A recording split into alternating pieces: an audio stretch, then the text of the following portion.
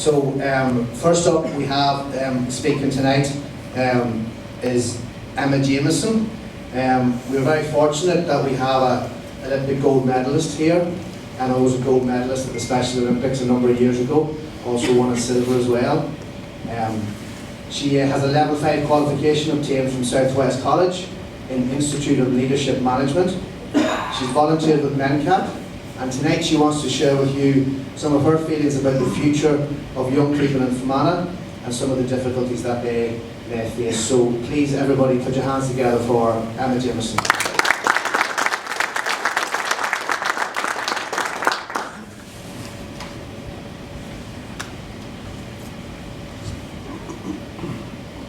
Hi everyone. Transport issues.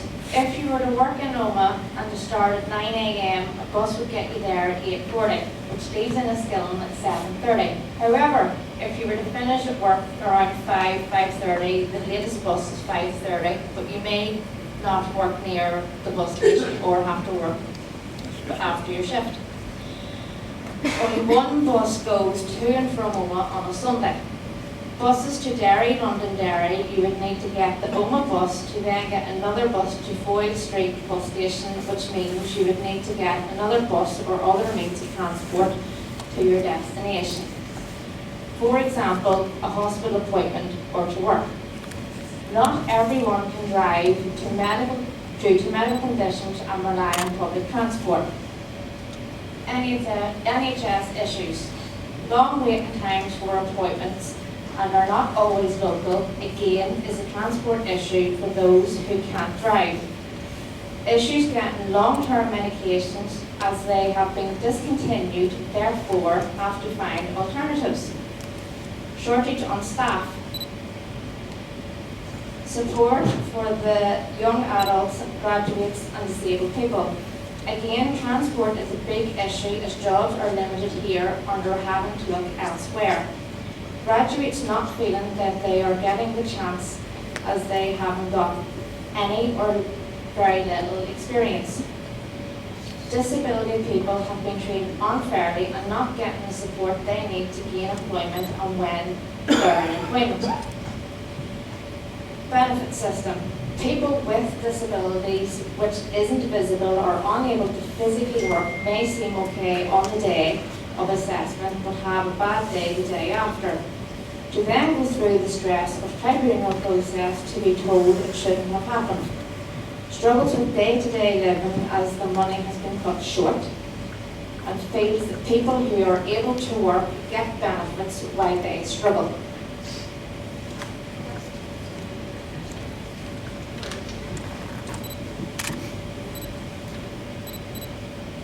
What do you plan to do to help with people with disabilities or young people in Fermanagh? Okay, we come to Michelle first on that. Michelle. Okay, thanks Colin. Emma, thank you very much. It's always hard to be the first one to go, and as the only woman on the panel, it's been especially daunting, so fair play to you. You've done a great job there. Absolutely. Emma, you raise a lot of very pertinent issues to not just to young people in Fermanagh South Tyrone, but across Ireland. On your first screen had the rail network in Ireland, which is a disgrace when you see how little rail access there is in the north overall. So where our rail system has been decimated, our bus service is patchy at best. We fought for years to ensure that the most profitable lanes of that were privatised. That's an issue that I've raised with TransLink over 20 years, and trying to ensure that the non-profit making routes are still protected, because it's the most vulnerable and marginalised in our community who need those, because like you point out, they can't drive. I've done an awful lot in my time to protect rural transport, which is an issue very close to my heart. And I had brought forward, when I was Agriculture Minister, the Rural White Paper, which Michelle O'Neill then brought another step to a Rural Needs Act.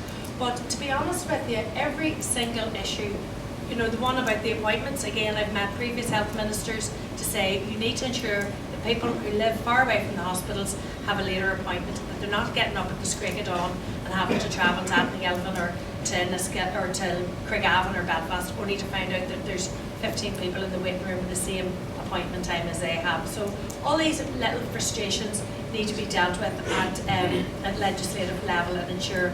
But to be honest, the biggest issue there across transport, across access to services, across all of that, and I will get on to the benefits in a second, is down to the fact, or has been down to the fact, that we've benefited hugely from European funding. So quite a number of the issues that you pointed out have been lucky enough to receive European funding in the past and that may not receive it in the future. So there are a huge amount of issues that will affect young people, people with disabilities, anybody with additional needs. There's a chance they will have further problems and complications in their life post-Brexit. A lot of the people that you talk about probably also travel across the border to socialise or to shop or to see family or whatever, and that's going to have an added impact on them as well. In terms of the benefits, again, we've worked really hard to try and protect people, and I've found that the past 10 years of the Tories in government have meant that they've nearly pitched the working poor against the non-working poor, and families, we have far more families now living in poverty, more children living in poverty, and a lot of people having to rely on top-up benefits just to make ends meet. We also know that far too many people rely on food banks, so there are real shortages in my constituency. We had to impress upon the Tory government the need for mitigation measures and protected our constituents in a way that constituents in England, Scotland, Wales didn't have those protections. So for example, we don't have the bedroom tax, yet it exists on other parts. So we need to ensure that we are back, and I raised it at a recent meeting with Julian Smith, the British Secretary of State, about the mitigation, about the fact that that's coming to an end this spring, and how we have to be in there discussing that package and ensuring we extend it, because things have got worse instead of better since those mitigations were first introduced. And my concern is for the people, the most marginal people and vulnerable people in my constituency. So thanks for your question, Emma, and I hope I've covered all of those and answered all of the elements of that question. So thank you. I think definitely we'll go on to Stormont and the lack of an executive later on in the night. So Adam, just on Emma's question about what you would do if elected for young people and people with disabilities within the county and the constituency. Thanks again, Emma. It was great it's difficult being the first person up speaking. You did a great job and some very pertinent issues that I understand myself as the youngest candidate in this election. I'm 25 years old, and currently, out of my close friend group that I had going through school and university, I'm the only one who remains in County Fermanagh, and it is very true that people tend to leave here for future prospects. Transport, which is what you've highlighted as a massive issue. It would cost to extend the railway line from Portadown down through Dungannon and then Omagh and Enniskillen would cost about £1 billion, roughly, according to some cost estimates. And while that sounds like a lot of money, it's a big project that you'd spread over a long number of years, and that's something that I would seek to promote. Bus services, though, are something that I've had a lot of experience with going to university. It was actually cheaper, if you count your fuel, to drive to university than get the bus, and it was half the time, and some people can't drive, so it's nearly not better now. So it would nearly so I was just saying about the prices, so it was nearly pricing people and impacting people worse who couldn't drive, and I know many friends and family who've done that. For transit needs a complete overhaul, in my opinion. We need to look at the bus services. We need to completely reform it and link in with our rural transport network as well, because the times you mentioned are specifically from Enniskillen, and we're more than Enniskillen as well. Imagine you had to get a connecting bus from Balik, Derrigonley or Lisnaskey on the way through. It's even longer, so it is again. And then obviously we have graduates leaving because of how shocking the road infrastructure is. That hour-and-a-half drive up to Belfast, or hour-and-a-half, 2 hours to Dublin. People are moving there for their job prospects and opportunities. We need to look at improvements to our road network to try and alleviate that problem. And the big thing is we need to keep our graduates living here and make commute easier, and not only that, attract better jobs to here. Just to get on to what you said about the NHS, the main thing is the shortage of staff, and this comes into our young people as well. We need to increase the number of training places in our medical professions, whether it be nursing, healthcare workers, doctors, because we currently have are training far too few, because we can see it in the impacts, we can see it in how short staffed we are, and we need more funding to do that. And it comes back to a bit of what Michelle said under the Tory government making cuts. And then we have the benefits, which you mentioned, which are highly discriminatory against young people. If you're under 25, you can't claim some benefits, and as well as that, under 25s are directly discriminated against with wages. They should get a proper living wage for all age groups. It should be the same work, same wage for the same work. And it's completely disgraceful that it isn't, that someone who is 16, 17 may be paid half or less of someone who's 25 doing the same thing as well. And the final thing is on mitigation. Sadly we need mitigation. We shouldn't have had to have it in the first place. We should have stood up and not held welfare to a Tory party who appear to have a fetish for hurting the most vulnerable in society. But we're in the situation we're in, and ultimately we need Stormont to try and alleviate that. But thank you. Thank you very much. Donald Emmett. Donald is speaking on the issue of austerity. Donald is a retired mechanical engineer who has worked on nuclear power and wind power projects, an active interest in politics and in the economy, and will speak tonight about austerity and the possible effects it will have on the population here in this constituency. Big round of applause, please, for Donald. No, thank you very much. Good evening, everybody. Can you hear me clearly? Yeah. I'm a pensioner and a geriatric, if I may say. Now, all of you must be well aware that we have this so-called... Can you hear me now? Not better? Colin, it's difficult to hear over here. My help if you put off the air conditioner. What's the matter? Because I'm struggling to hear. Oh, that's quite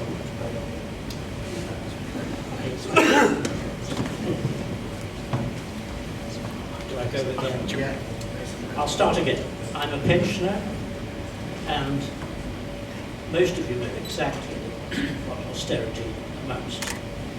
Most of you are experiencing it, or possibly suffering from it. Now, the elements of it are the personal independence payment.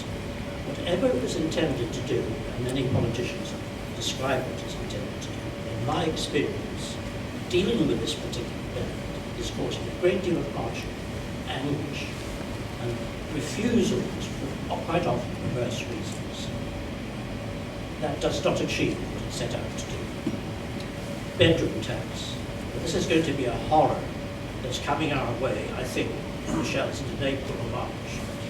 Now that, on top of the extremely stretched budgets of many people, I can't imagine how it's going to be dealt with. It's probably going to lead to more evictions, more rent arrears. Universal credit, which is an extension, if you like, of the personal independence payment, also bears the same problems. It's complicated, 40 to 60 pages. Most people find it almost incomplex. I've done many for people, and once again, often refused on obscure reasons. It's very, very time consuming to do anything about it for that person. Another horror that's descended upon us all, which should be a great shame to our society, are food banks. I never thought I would live to see it. In a small town like Enniskillen, I believe something like 300 plus families are affected. Why? We must really think about this. Now, what are the consequences of this type of program, so-called austerity? Increased demands on general practitioners, stress, illness brought on by the conditions people live in, the hospital, casualty, otherwise similarly affected. Mental health, particularly, childcare, the people are forced to work. Quite often, both parents, and I know from, again, from people talking to me, childcare is a problem, unless you have a relative that will do it. Not everybody has. And it is no excuse to refuse possibly a job which is imposed upon you, which doesn't even pay. And it even leads possibly, some slight evidence for this, possibly not so slight, possibly suicide. But mental health problems can eventually end up as. Now, it's rather shameful that this situation exists. Now, I suppose at this point, Michelle, Adam, I would like to ask you, what could you propose to do about this? It is unavoidable what's happening. It doesn't appear to be achieving its objective. It's causing misery and quite considerable hardship. So I wait, and so does everybody else, I should imagine, with great interest what you might be done about it, at a legislative or Westminster level, since we don't have stories. Okay, thank you. So what would you do at a legislative level to combat the effects of austerity? First this time. Thank you, Donald, for your question. Very good question. It's a great deal, it causes a great deal of sadness for me that we even have to ask this question and answer this question, because we shouldn't be in this place. It's a damn indictment of society that we have food banks at all. It's a disgrace, and I'm sure we can all agree on that. In terms of austerity, the biggest thing that we can do to stop austerity, and that I would do, is I would vote out a Tory government. It's as simple as that. Remove the Tories from power, and we're on our way to a better society, I would believe. You've obviously referred to universal credit, PIP, and the bedroom tax, which are punitive measures. There's massive sanctions. You have a 5-week wait for the first payment. Many people are nearly being put out of their house at that stage because they cannot pay their rent. Now, the SDLP is very clear in this. We've always stood up against it, and we will always stand up against it. And it's very well recorded in votes in Stormont how everyone voted on that.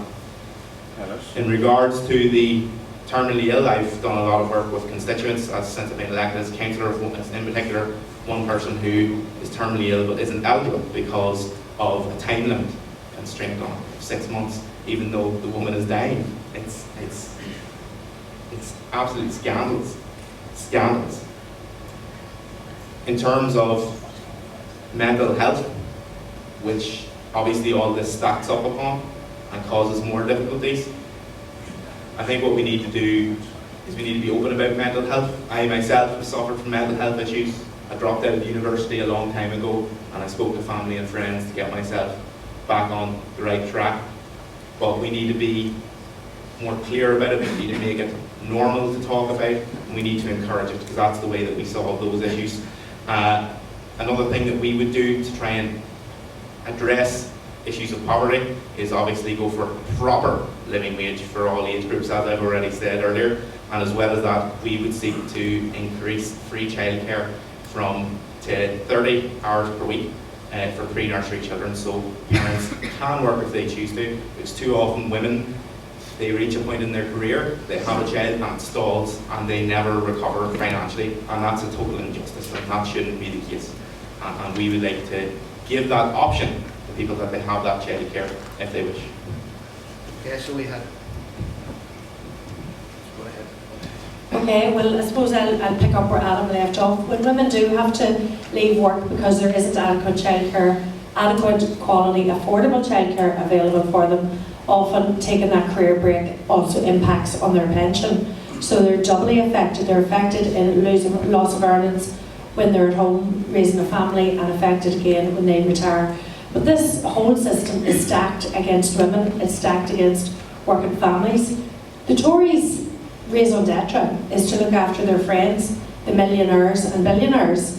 And that's what they've done for the past 10 years. And for 2 of those years, the party that couldn't even turn up here tonight, the DUP, propped the Tories up in government and let them wreak havoc on the most vulnerable in our society. Across Britain, we saw the extent of universal credit, Donald, and I know you're one of my most prolific letter writers. It's always great to hear from you. But I don't answer them all. I don't answer them all, that's true. Sometimes very long. But we have a situation whereby we could see in our work in Britain, the MPs were over there, we were speaking to communities, we were speaking to MPs, and we were speaking to people who were affected by universal credit in the first instance. It was brought in here later. By that stage we knew what we had to do in terms of mitigating against it. When we were writing to the British Treasury, and the Tories were saying, listen, there's no more money, we were saying you have to find money. You cannot enable people to go into the worst levels of poverty and deprivation.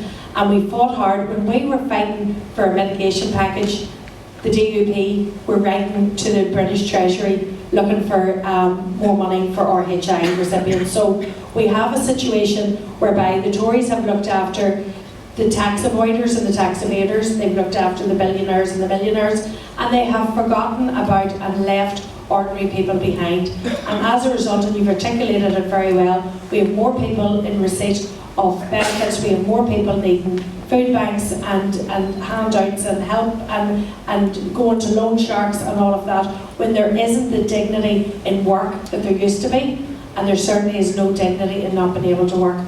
So Sinn Féin is the party that fought against Tory austerity, that fought against those mitigations. It's the poverty and the deprivation is absolutely sickening, and we have to work to ensure that we don't have another term of the Tories in government. However, if they do get in, and we can't do anything about that, the chances are that some of the people who aren't here tonight will be asked to go in and prop them up. Tom Elliott, when he got elected the last time, 4 years ago, went over there and he supported the Tories.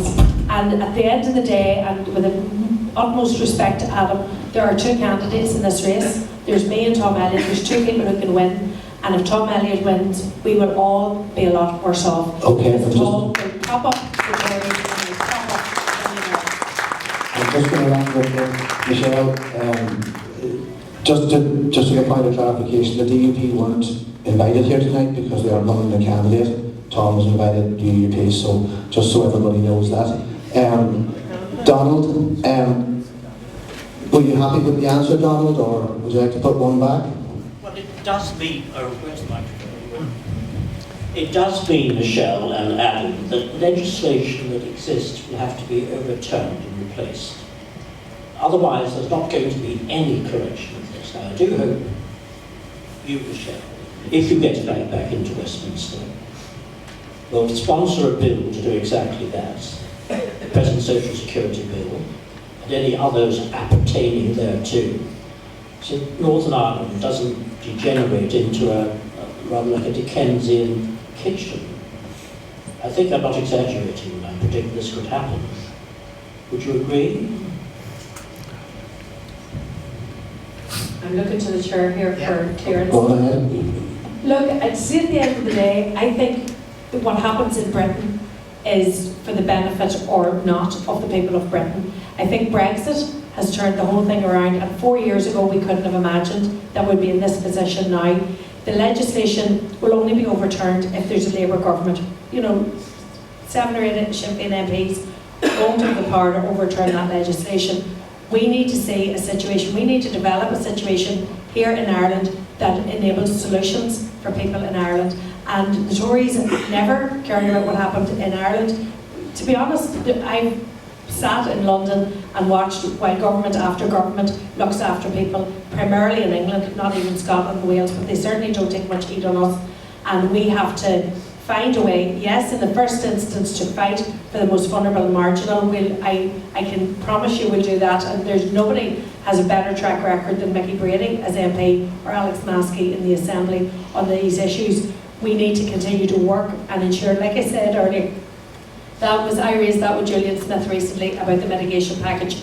We have to do it. Now we need to get back into Stormont to do that, and that's another matter, but we want to be back making legislation for people here on the island of Ireland and trying to protect their interests in the onslaught of what has been a terrible decade for families and working class people.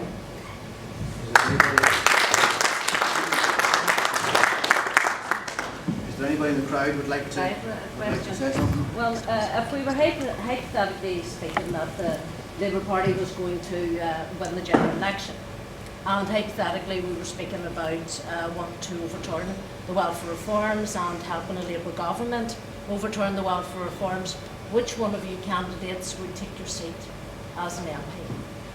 Let Adam answer that first. Well, I don't think it's clear that the answer is it would be myself, and that's because obviously Sinn Féin and Michelle takes a position of abstentionism, and that is their prerogative. I personally feel it's counterproductive, as we've seen in many cases. I think you just said, Michelle, your 7 MPs wouldn't make much of a difference, but most of the votes over the past 6-7 months have been down in single figures, the terms of the difference between it, and in many cases the DUP, as Michelle has rightly pointed out, have had the final say in it. But for example, we wouldn't have even got to Boris Johnson if all the opposition MPs went and voted against. Now there's no guarantee that all of them would from England, but if all of them went and voted against, Theresa May would have been gone a long time ago, let alone us even getting as far as Boris Johnson. The only other thing is I would agree with Michelle that the Tories don't care about us, which is why we need to go there and make our voice heard, in my opinion. Okay, well, we know that a handful of MPs aren't going to make a difference. We've saw the Scottish National Party with almost 40 MPs not having the influence that people here think that we would have if we went in and voted. You know we're not going to take our seat. That's the mandate on which I stand, is one of abstentionism. But that's not to say we don't have influence, and we use that influence not just in London, but in Brussels, in Dublin and Washington. But the crux of the matter is, no matter who's in government in Britain, they're going to look to the concerns of people in Britain. And we are an outlier as far as they're concerned at the best of times. We have to develop a situation where we are able to make decisions in Ireland for the people of Ireland. So I have no apologies in saying I won't take my seat. I know we'll not influence the Jacob Rees-Moggs lolling on the green benches, and we'll not, if anybody thinks that they're going to Westminster to overturn out of the 600 and something odd MPs, 500 of those MPs are English. Michelle, So if you thought you would influence it, would that change your mind at all? Obviously that question has come up quite a bit recently on the issue of Brexit. And I know, and having spoken to the MPs in Britain now for a long number of years, if we had have decided on one single vote, and you'll understand many of those were absolutely meaningless, if we had have decided to go in and take the oath and vote, all we'd have done, we'd have driven scores of MPs to the opposite lobby to vote against us. There is no way English MPs are going to allow Irish MPs to change the course of English history. So we will never, ever, nobody, I don't care what party you're from or who you are, if you're an Irish MP in Westminster, you will not be able to make life better for Irish people unless you ensure our influence is heard. We need to ensure that we are talking to all of the right people. And I've been in and out of those meetings with the British Prime Ministers over 20 years, in and out of Downing Street. We have made our influence felt where it's been needed, but taking an oath of allegiance to the Queen and going into Westminster is not the way to do it. Let me ask.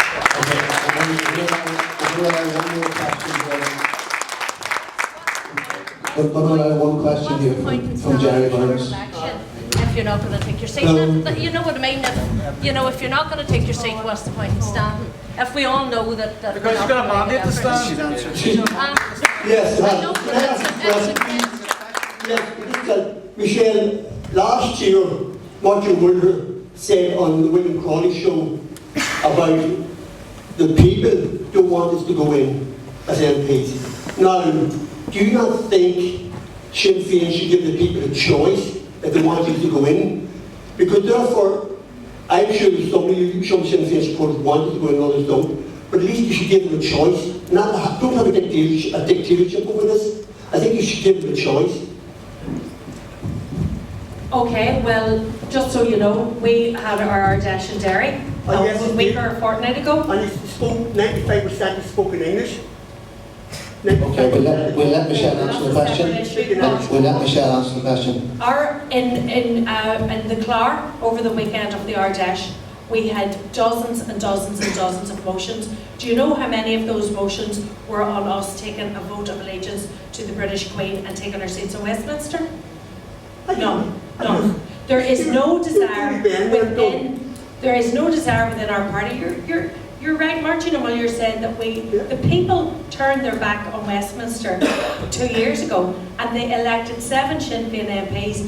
We stood on a mandate. Green and orange. No, it's not green and orange. Yes, it is. We stood on a mandate that we wouldn't take our seats, and we were active abstentionists in Westminster, and we got elected on that basis. So that is the people speaking, as far as I'm concerned, and the people voted for me.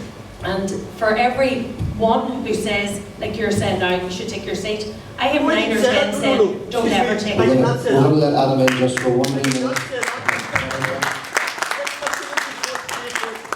I did not say that. Who's chairing this? Okay. No, I did not say that. I said, give your people a choice. I did not say, take your seat. Okay. Thank you, David. Thank you. I said, give your people a choice.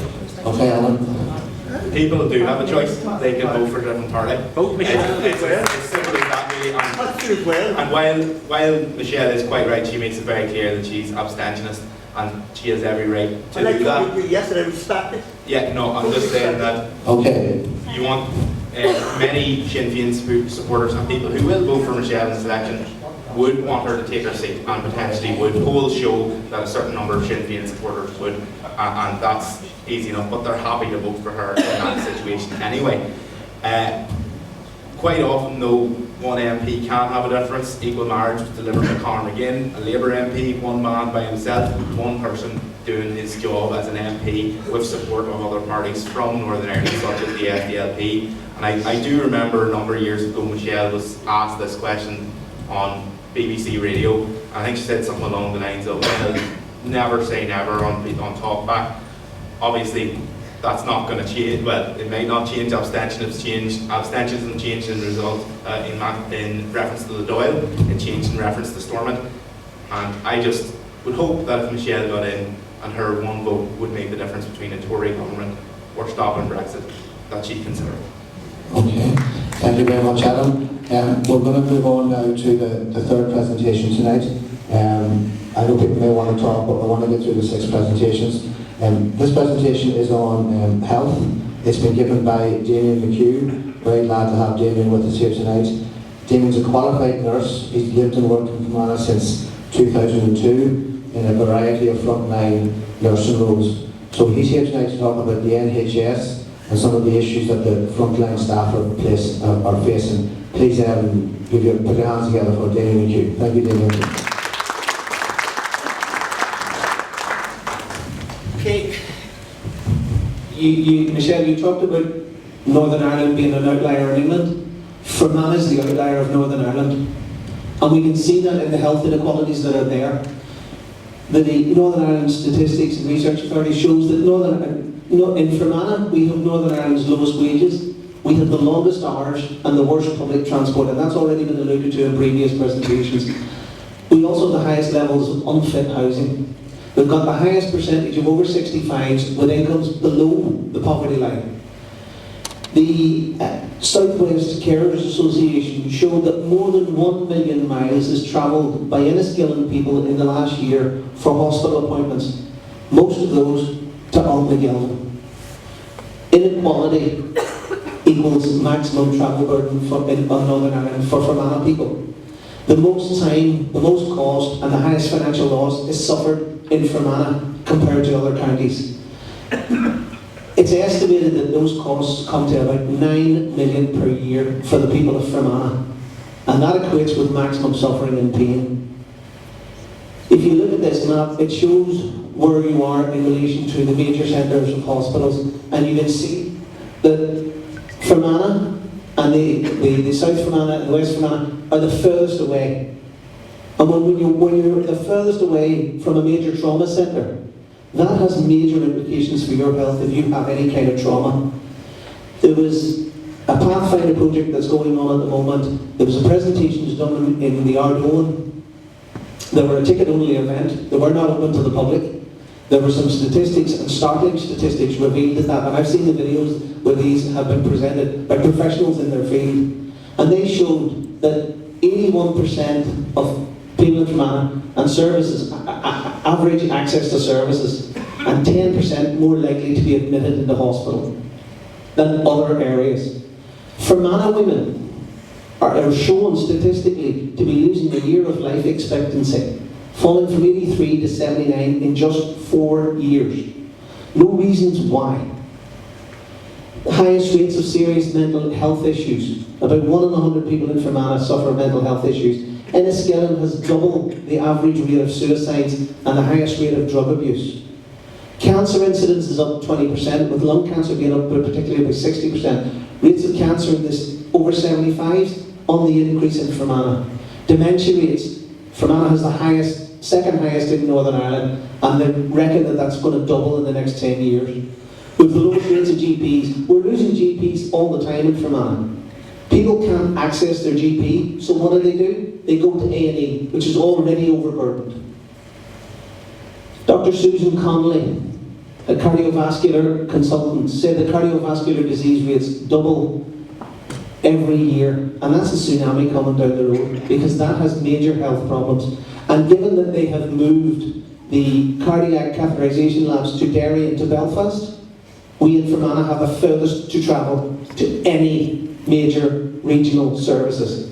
It's okay talking about regionalisation, but there is no evidence. I mean, the independent experts of the King's Fund said that there was no evidence that the reconfiguring, including plans to move to a more community-based care model, doesn't actually work. It doesn't provide the care and the services that we need. The removal of locums, which is what the Western Trust is planning to do, doesn't actually make things safer. It makes things more unsafe. And it is how you close services. Because if you remove your locums because they cost too much, you save money, yes, but you also make the service unsustainable. You make it unsafe. And they did it in the City Hospital in Belfast. They closed it by saying they couldn't get consultants. So there's an issue with recruitment and retention. And that increases the risks to people, so it does. It's time that we looked at the services that we have here in Fermanagh. We know that there is what they call the distance decay. And for every 10 kilometres away from an acute medical or surgical or stroke unit, you are 10 or 1% increase in mortality risk. So if we're the furthest away, we've got the biggest risks. So we've got the biggest costs. Now you're looking to stand for the people of this area. It's 100 kilometres from Enniskillen to Derry. That's a 10% increase risk. And that's just Enniskillen. That's not Balleek or Rosslea or some of the further areas. We have large waiting times. I've been working as a nurse since 1995, and I've worked most of my life in the NHS. We are currently going through a situation where nurses are actually going on industrial action for the first time in history. And I can tell you, when I started nursing, we didn't want to strike. We didn't want to take industrial action, but we have been pushed to the limit. We have been pushed to the limit, and I know that health is a devolved matter, and I don't want to hear how Tory austerity is the reason for this, because it was your parties who were in the executive who stood over them stopping the pay parity with nurses for Northern Ireland. It was your parties that actually introduced that and stood over that, not the Tories. They raised the pay for nurses in England. And you talk about staffing levels. Think about it. This isn't rocket science. If you're getting paid less as a nurse in Northern Ireland and you're newly qualified, why in the name of God would you stay here?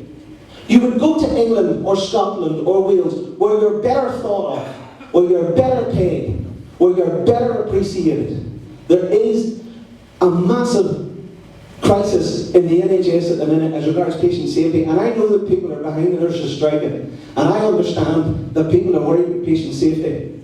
We've been worried about it for a hell of a long time. We've been talking about it, we've been crying about it. And I'll tell you something, if we hadn't have taken the action that we have taken, patients would have come to harm. And who would they have blamed? They would have blamed the nursing staff. because we always end up taking the brunt of things. If you get elected, what are you going to do for the people of Fermanagh, the health inequalities that we're facing, the potential reduction of services in Fermanagh, and the fact that we will have an issue with retention of nursing staff in particular, but not just nursing staff, but health service staff across the board, because they are not getting paid what they deserve. When you have a situation where somebody can go and work at McDonald's and get roughly the same pay as somebody who works as a first qualified nurse, and the person that works at McDonald's doesn't have to pay out £120 a year to be a member of the NMC, which they legally have to do. They don't have to continue studying constantly to improve their knowledge and to improve the care that they give their patients, and they don't take people's lives in their hands every day. What are you going to do? We'll go to Michelle first with that. And so what are you going to do about all of those issues there? And he specifically doesn't want Tory austerity mentioned at all. Okay, thanks, Colin. And thank you, Damien, for that. I agree with most of what you said.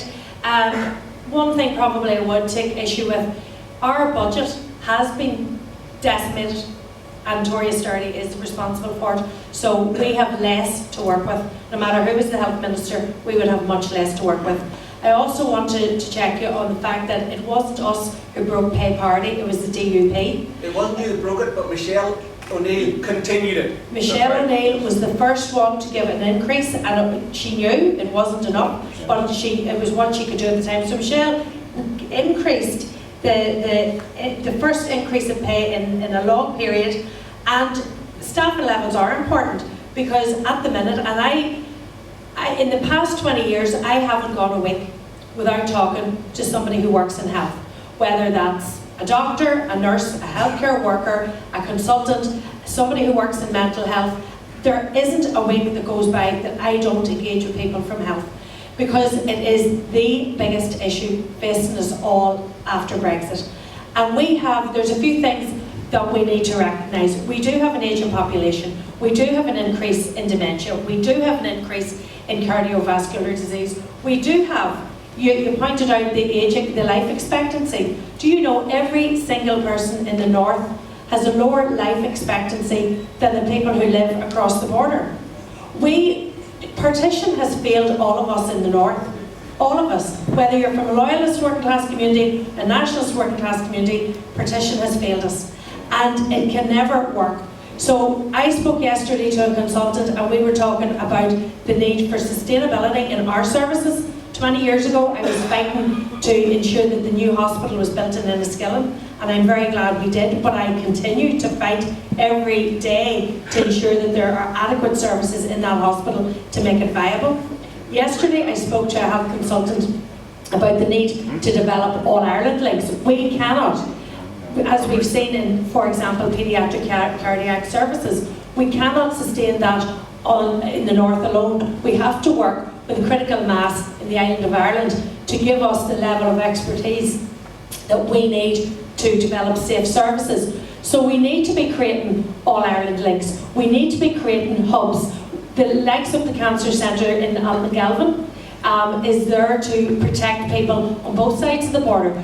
I believe that the medical school in Magee is going to be transformative. I have constituents who have told me, let us know when that gets the green light, because I'm applying. We need more people to work in our healthcare system to look after that ageing population, and in order to get that, we need to pay them better. They need better terms and conditions. We need to not have a situation where nurses take industrial action for the first time in over 100 years. And for the Belfast Trust to cancel appointments this week, I believe was a disgrace, because nurses have said that they will continue to work, but they'll work to their contract. So how many nurses do you know haven't had a pee from one end of their shift to the other, haven't had a break, haven't had a bite date? That's why I met Unison last week. I met the leadership, Patricia McKeown and Anne Speed in Unison, about the issues around healthcare workers. We cannot retain staff if we continue to treat them as badly as we do. So it's not just about pay, it's about how they work.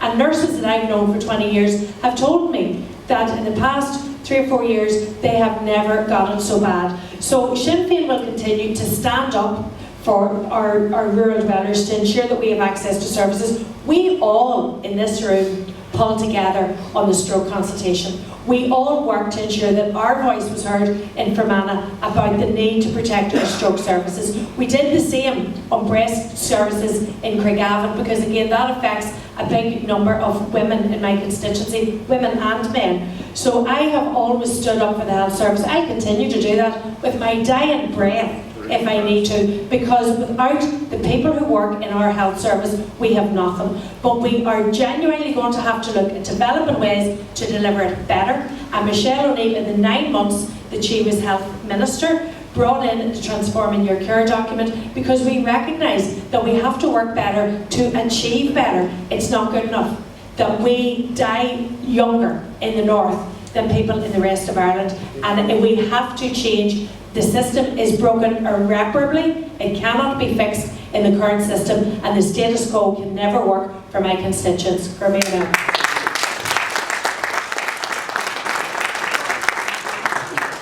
Thank you, Damien. It was very passionate. You're clearly a man who is absolutely committed to his profession.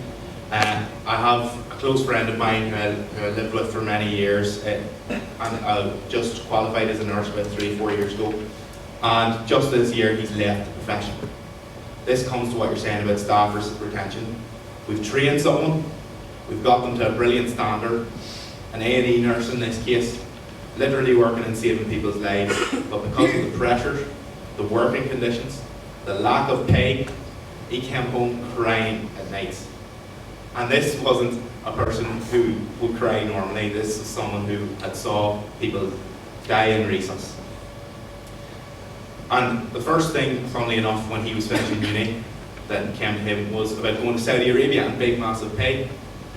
So what I would do is, first of all, I would give nurses the pay they deserve, a proper increase, and then give them guaranteed increases over a period of years, because if we just give them one increase now and then nothing happens, we'll be at the same point again in 5-10 years time, and we'll be going round in circles, and we can't do that. I'd reinstate the nursing bursary, because many student nurses come through and then don't get paid obviously for their placements and struggle to get by. They struggle to live, they struggle to survive, they struggle to even pay to get part at the hospitals in which they're working in. In terms of, you mentioned the GP crisis, a massive issue in Fermanagh. It was actually one of the issues that brought me into politics back in 2016. I was campaigning with a number of other trade union activists at the time to try and make the case for retention of our GP services. That was my route into it, and there's some people in the room here tonight who are involved in that campaign, and it's good to see them. We need to train more GPs. Again, same as nurses, we need to train more staff to make sure we have enough staff to alleviate the poor working conditions and the massive workload. In regards to the more specific issues regarding health, how we're going to address it, I think the first thing, it comes to from education and encouraging a healthier lifestyle. We need to bring in legislation that makes living a healthier lifestyle easier, whether that's a shorter working week to allow people time away from working from stress, because when you're stressed and you're working, you eat bad. We've all done it, we've all been there. And we also need to look at educating our people to go to pharmacies first. In the vast majority of cases, many people who are in a GP could go to a pharmacy, but they're not aware of that, and they could get their issues sorted there. I'll wrap up now in a wee second. So that would help, and that would remove the knock-on effect of people going to A&E. The other thing that there's two other things I'd like to mention in regard to locums. We need to put a cap on locum pay, and we need to employ doctors. If we can pay for the locums, we can pay to employ doctors at a better wage.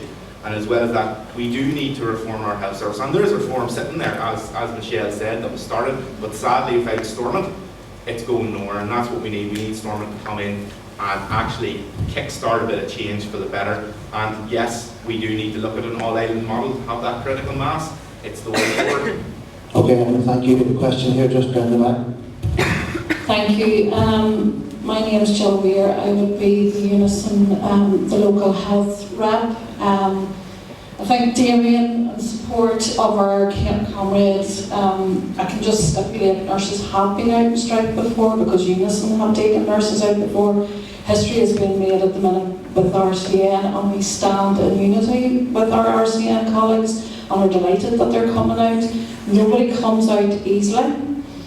Now, I know you said you've been speaking with Anne Speed, Patricia McKeown, and we're talking about what's going on at the minute. I've been standing on cold picket lines already for this last couple of weeks, and it's not just about nurses in the NHS, it's about all the NHS, from the lowest paid or domestics, who I always say are one of the most important, because if you haven't a clean hospital, close the doors. But we're talking about, in the lack of an executive or Stormont, what are you going to do to make sure that our members of staff in the NHS are going to get that paid parity, and that all of the safe staffing issues are going to be addressed now. It's not about the future, because we're out on the picket line about pay parity, but also about safe staffing. We're at a time of the year where we talk about winter pressures, but anybody in the NHS will tell you it's an all-year pressure. It's not just winter, but we need these issues solved, not in the future when there may be a Stormont, not in the distance, but now. We need to know now, and we need to know you support us, all of you support us in this strike action, because our NHS staff, it's not easy for them to take this. Okay, so I would add first to that, and I suppose what you said was with no assembly. So what are you going to do now to influence? I presume it's Richard Pengelly increasing the grant, more money for London. How are you going to go about making that happen in the absence of an assembly? Thanks, Jill, for your question. Obviously, I've worked with you a lot and stuff before, and you are a true champion for people. And thank you for your question there. It is an all-staff issue. We need to address all staff, as you've said. At the minute, we are essentially under direct rule budgets. That's just the way it is. The budgets are being set from Westminster. So the place to feed into it and to make changes is in Westminster. And what I would do is I would amend any direct rule budget, any budget for Northern Ireland that's coming through, to include an increased pay for all those staff, nurses, domestics, and everything. That is ultimately, legislation is ultimately the only way we can do this. And without Stormont, we only have one option. And it may not be the best option, but it's what we have, and we need to work with it. Okay, Jill, it's good to see you, and yeah, we've travelled many's a road.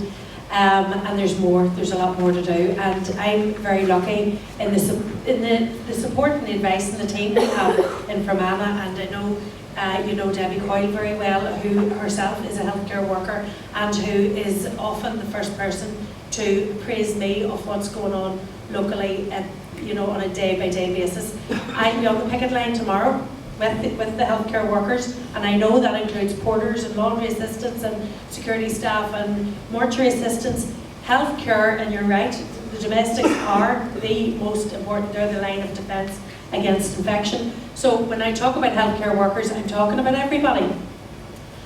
And we cannot fix what's wrong with the current system. I've listened to everybody's viewpoint on this.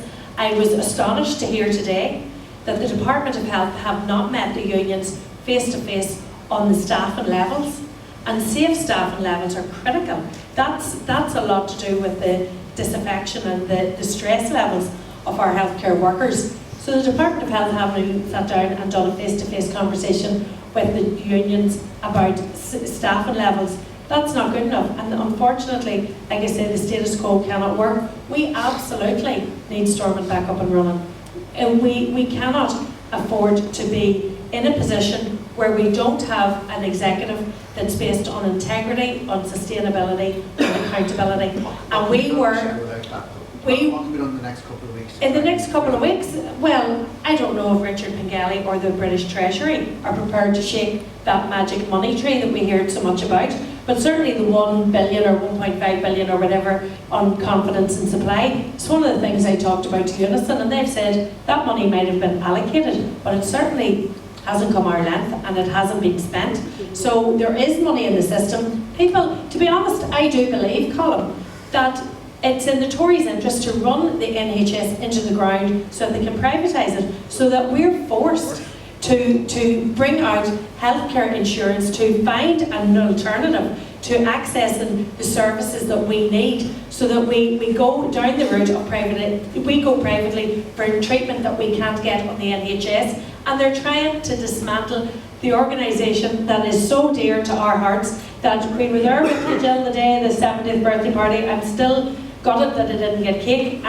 But the fact is, the NHS was set up in a time of great poverty and great strain on the British economy. They set up the NHS then, and in the past 10 years they've done nothing, only run it down. And we have to look, again, this is a no-brainer, we have to look at how we can find ways of providing healthcare on the island of Ireland that looks after us all.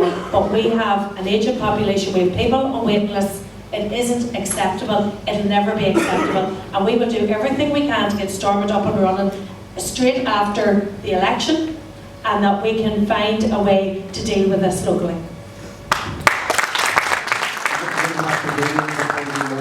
I just wanted to pick something out of Damien's slides that he said, and it was about the rationalisation and centralisation of services. Is it not fair to say that all of the major parties in Stormont have, for the last 15, 20 years, in health reviews as they've come from experts like Compton and then recently Bengoa, if you read those reports, a lot of people will say that they're talking about centralisation and rationalisation of healthcare, of moving it away from rural areas. I'm going to go to Adam first then, Michelle. Adam, what do you say about that accusation that the major parties have been facilitating this move and this rationalisation of the healthcare system? It's a very good question, and frankly, these things haven't been done because no one's been willing to make decisions. And all the parties committed with Bengoa, where all of us together said that we needed to make changes. Yes, specialist centres on paper are better, okay? But we need to keep it local. There's no reason, we have a fantastic facility out the road there, there's no reason it can't be a centre. Why don't people have to travel to us for some? Why don't they have to travel to Enniskillen? It's not fair that that travel burden, that £9 million travel burden that Damien mentioned at the start of this talk, was all on us. We should have a centre here, and we should have enough centres here to sustain the hospital with safe staffing levels and to keep the level of expertise, and not only that, to attract new young staff to the hospital as well, because ultimately if you want to attract staff to an area, you need a good number of specialties for them there, as most young doctors going through now want to do multiple things. They don't want to be pigeonholed into one direction. Okay, Michelle, right with you? Yeah, well, it comes down to the fact that not all parties are in agreement with centralisation. I would say we recognise that we may have too many hospitals, but as far as I'm concerned, we have too many hospitals in Greater Belfast.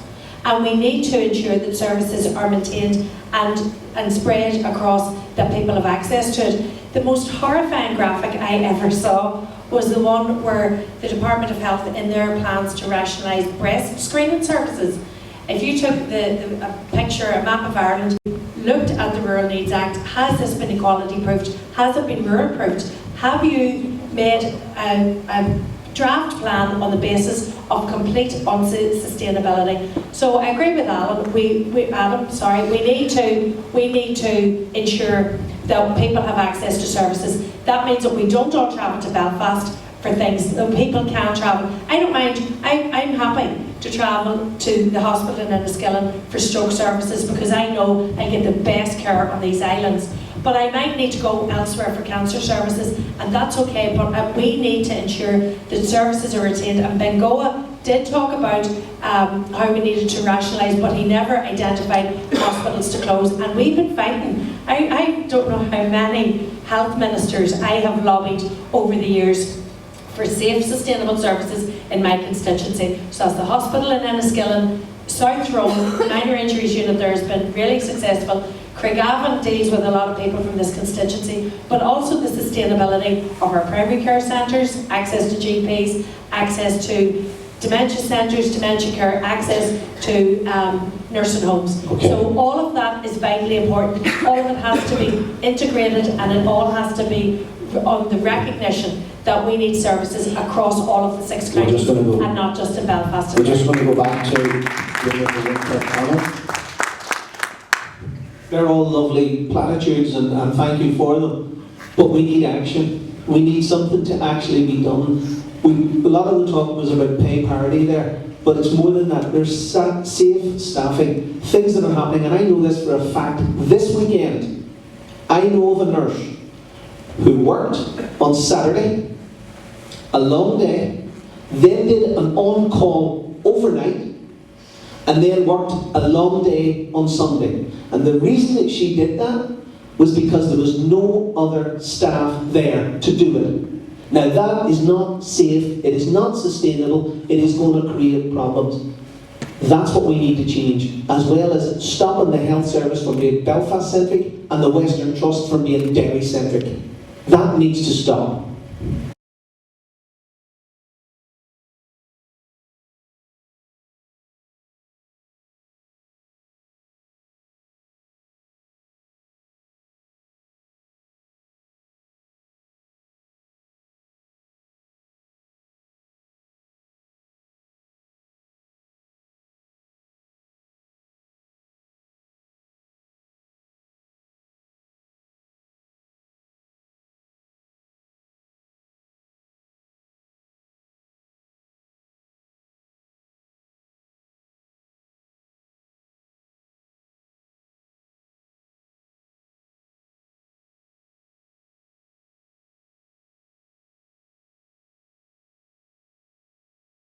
We're going to get Tom White up now. Tom grew up in Leitrim, a BA from Thomond College, postgrads, masters, everything he has.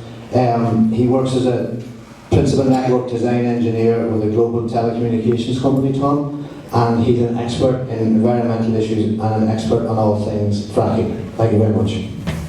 Not really an expert. Right, this is more, it's also about environment and public health using fracking as an example. This is our big problem. Anybody here, look at that black line, that's how gradually things have gone up over about 100 years, and look at that purple line, that's what we need to do to cut our emissions in the next 10 to 12 years, and that was the 2015 chart. We actually need to do it an awful lot quicker than that.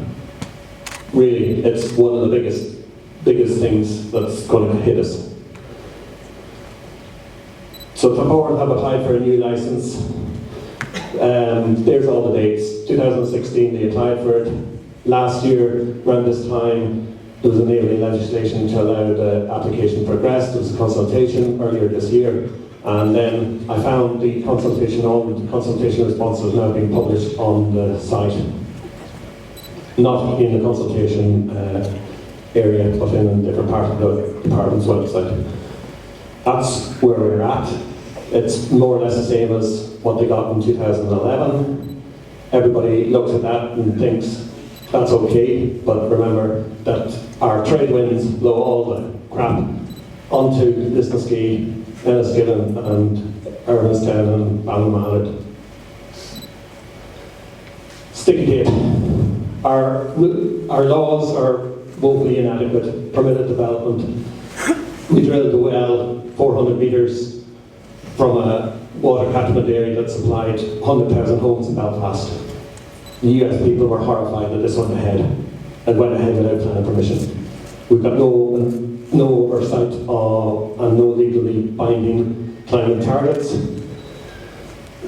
We've actually ignored EU Commission recommendations.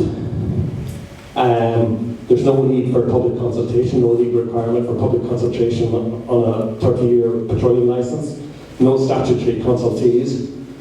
Our Department of Health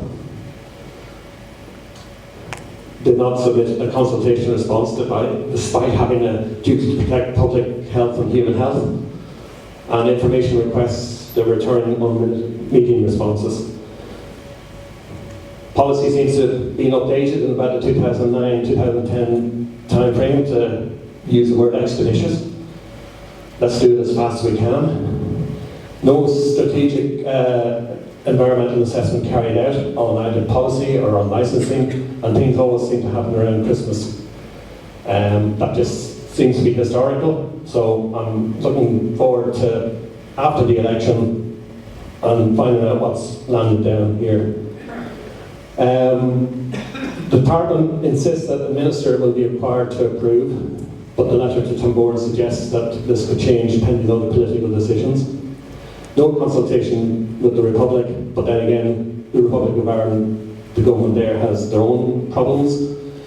Relationships are strained because of Brexit, and without the Assembly running, there can be no North-South Council.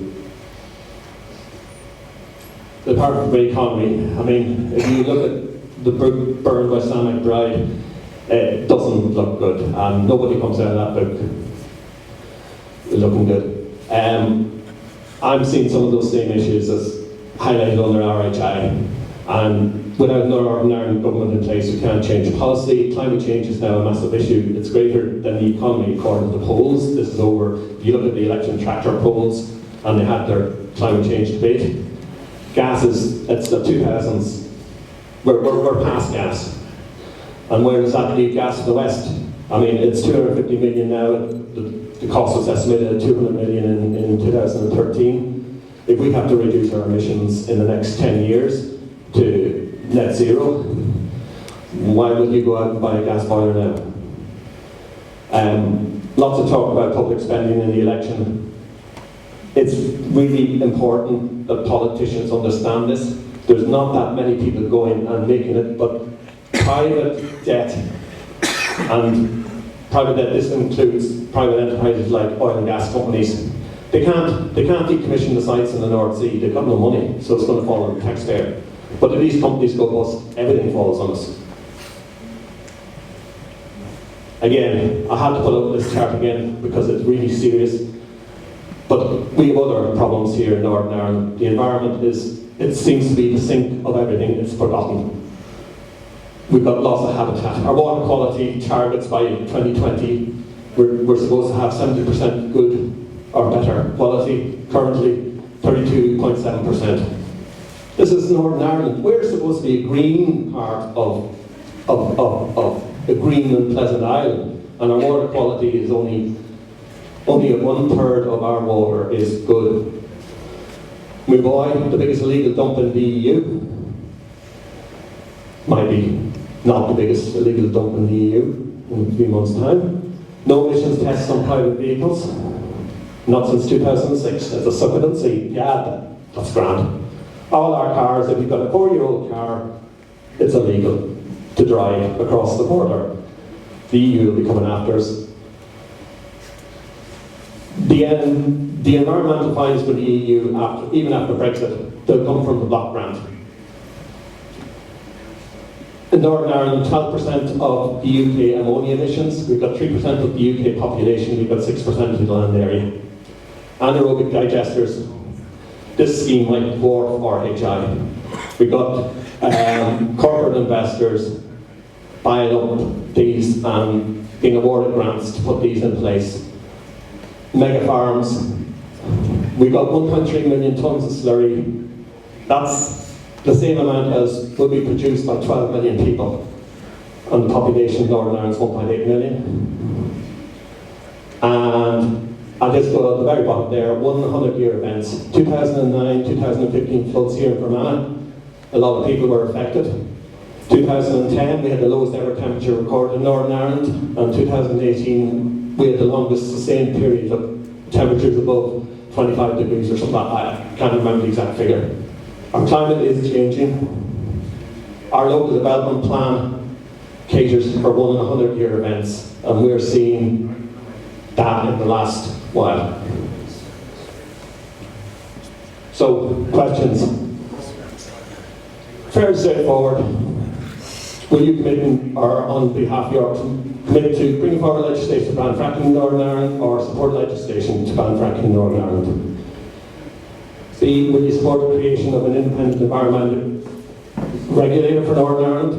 C, support legal framework which includes binding targets for emissions reductions, and B, commit to putting public health at the heart of environmental decision making. And with public health, I also mean environmental justice. This can't fall on the poorest in our society. This has to fall on people who can handle it. Thank you. Thank you, Tom. We'll go to Michelle first for those answers. Okay, thanks a million, Tom. Funny you should mention the environmental the public agency on the environment. I was in the executive 2007 to 11 when Arlene Foster was the environment minister, and she absolutely railed against an environmental protection agency. So we've been dealing with people for whom nuclear power is a good thing, and who wouldn't say no to a nuclear power plant. So you can imagine our horror when the whole issue of fracking came upon us and came right to our doorstep here in County Fermanagh. So we've been working for a Green New Deal that moves away from a reliance on individual action, because we need systemic change to tackle all of the causes of climate breakdown. And addressing climate breakdown does require a just transition in that Green New Deal. Things like retrofitting homes, for example, or creating green jobs. The South West College, I have to applaud for the work that they've done in their passive housing and all of that, trying to ensure that there are technologies and there are people trained to do that so we can reduce our emissions.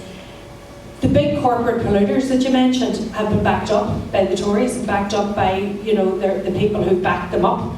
And the power climate deniers, I remember listening to Sammy Wilson once, and he said fracking would result in a hole the size of a pizza. And we don't know enough about the hydrology, we don't know enough about but we do know that it will do untold damage to farming, to agriculture, to tourism, to our rural way of life here in Fermanagh. So that's why Sinn Féin were to the fore in opposing fracking, both north and south. Earlier in the summer, I met with the Permanent Secretary of the Department for Economy, along with Sean Lynch and Gemma Dolan and other Sinn Féin reps, to remind him that we are opposed to fracking and that we will always be opposed to it. But the greatest danger we have on all of this is the Tory party, and we've seen the attitude that they've had to fracking. We need to ensure that Fermanagh South Road doesn't return an MP like we did 4 years ago, after a similar event in the Lough Erne, when we returned an MP who was not opposed to fracking in the way that I was. So I think that we absolutely have to ensure that whatever new government and the executive in the north, that they know that they can never allow fracking in the north, and that they have to ensure that we maintain policies that don't contribute to a breakdown in our climate change. I absolutely applaud the young people who've come out of school, who've been on picket lines, the work of environmental activists like Greta Thunberg. We really do need a big wake-up call, but it's the corporate polluters that we need to go after first. They're the people who do the most damage, who have the longest lasting effects. And while we're talking about reducing the amount of methane we're responsible for here in Ireland, the Brazilian rainforest is on fire for the creation of palm oil. So this does need a global solutions to all of this. We absolutely have to play our part, but it can't all be down to individuals. The corporate polluters and their friends in the Tory government are the ones we have to go after. Okay, Adam. Thank you, Tom. 4 minutes doesn't do you justice. I've been to many of the meetings where you've been at, and you've given absolutely fantastic presentations. And if Tom is speaking anything, definitely have a go at going to one of them if you can. Climate change is obviously it's the biggest issue we face today as a society globally. Full stop. It's the biggest threat to life. It's the biggest issue, in my opinion, anyway. And we need to go beyond the Paris Climate Act. We need to go beyond reducing our carbon emissions. And yes, obviously I would support binding targets, but we need binding targets for carbon capture. We need to go further because it's nearly too late to make a change. We have approximately 11 years to stop disastrous climate catastrophe. and we need to go further than just reducing our emissions. We need to go to carbon capture. We also need to look at writing legislation which will increase research and development, in particular in battery technology, so we can really harness wind power, sweet wind power. Last year and in recent years we've had days where 100% of Northern Ireland's power has come from wind, and in that day there was excess energy created, but we don't have the battery technology to store it, so we need to invest in that sort of area as well. In regards to fracking, of course, we would fully support banning fracking, and we would ban fracking. You know, there was a brilliant People Power campaign here in Fermanagh that really highlighted the issue of in Fermanagh of fracking, and Mark H. Durkin, at personal risk, at legal action, went and put a stop to it on that occasion after that brilliant campaign by the people here. And we were going to propose legislation in the Assembly to ban fracking, only it failed. That draft legislation is sitting on a computer hard drive doing nothing because we can't implement it. We'd have fracking banned by now if we had Stormont. Looking at the questions specifically, I want to make sure I answer all of them. Your independent environment regulator, definitely we need to look at that, because quite often the department has a presumption in favour, and that needs to change. So an independent regulator is the way to get it out of the department's hands and put it into the hands of environmental sense, rather than people who are looking to bring companies in. As well as that, we need to support a Green New Deal of all sorts, and ultimately all of this can only be done by legislation, and that's by turning up and voting and passing amendments, as many MPs have done. And because we don't have Stormont, as much as both myself and Michelle want Stormont and are committed to it, I'm sure, we don't have it at the minute, and we need people who stand up. Michelle, can I ask you, if the SLP's fracking legislation came in, would Sinn Féin have supported it? Yeah. Yeah, 100%. You happy with those answers? I'll go to the crowd. Yeah. Sorry, this microphone keeps going off. Apologies.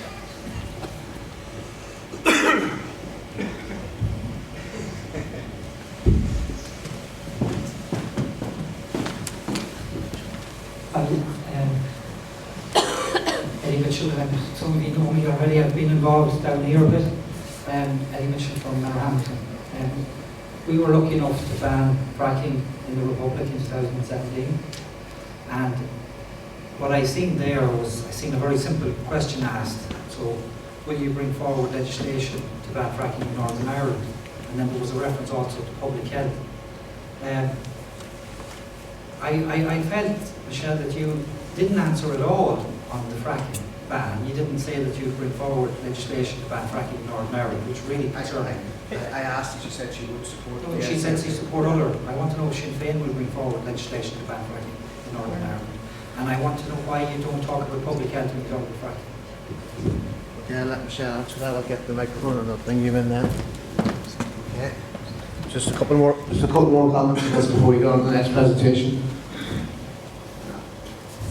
Yes, well, as Mark Durkin was the Environment Minister, that was where, and we supported him on the executive around bringing forward the legislation on fracking. Absolutely. We would have no difficulty. We'd love to be in a position right now to ban fracking. We reminded the Permanent Secretary that it would be impossible, even in the north, to bring fracking in, because if you bring fracking in from Fermanagh, you're going to end up underneath that invisible line between Fermanagh and Cavan or Monaghan, and it was going to encroach into the south, and you had a fracking ban in place. But no, there is no equivocation around fracking. And on the public health issue, absolutely, we need to take public health into consideration in all of those environmental issues, because the big corporate polluters have a team of solicitors and legal teams and people, expertise that they can buy to make a cogent argument. But we have consistently backed communities who have responded to whatever issue it is that's affecting their community safety, and we've backed them. So whether it's like 20 years ago when it was about telephone masts and things like that, yes, public health has to be the #1 consideration in any of these big planning applications. And the local government won't be the people responsible for making those decisions. It'll be the Department of Environment, Agriculture and Rural Affairs now, because that's the main ministry, department who will be dealing with this. But yes, there are another department that I regularly have to contact around the difficulties around the environmental consideration that issues have in my constituency. Just really quick on that is, your question is, would you bring in legislation? Michelle, well, she would obviously support any legislation, won't bring in legislation because she won't go to Parliament, and that's up to people to decide, obviously, whether they want to do that or not. But it is a matter of things. So, yeah, but we don't have The Stormont. devolved matter. Yes, we don't have Stormont. It's devolved though. You'll Yes. not be able to bring it in. Then how can we have budgets? We're going to get the passed to Stormont us? up and going. Okay. But yes, to continue what I was saying, you need to bring in legislation, which we would have already done by now, I'm sure, if there's support. And of course, environmental health, anything that's good for the environment is, I feel, good for people's health, and that's the way it should be done. Just a promise to bring this man in here, and I'm going to bring the speaker in and then move on to the next presentation. Just in relation to question B, support the creation of an independent environmental regulator for the North. Would the panel agree that that's actually a classic case of where we need all-Ireland bodies, because the rivers are not going to stop flowing at the border, the wildlife, the air is not going to stop, so that's a classic case of where we actually need all-Ireland regulation. I'm just going to need a quick yes, no. Yes, absolutely. Yes, okay. The reason why we're being a little bit quick as well is that both Michelle and Adam need to be in Hall for 10 p.m. tonight, and there's 2 more presentations to get through. So I'm going to give Tom just one last question here. Well, I'll probably make a few little statements. If we have the North-South interconnector, we'll be able to dispatch extra wind power. That's a project that's mired. And also, just on the question of not taking up seats, it's a simple maths thing. If you don't take up your seat, it's an advantage to the Tory party, because they will be the largest party in the Parliament, because they need to get less seats to make a majority. Okay? Okay, we discussed that, and we need to move on to the next presentation. It's on Stormont and the lack of a functioning assembly.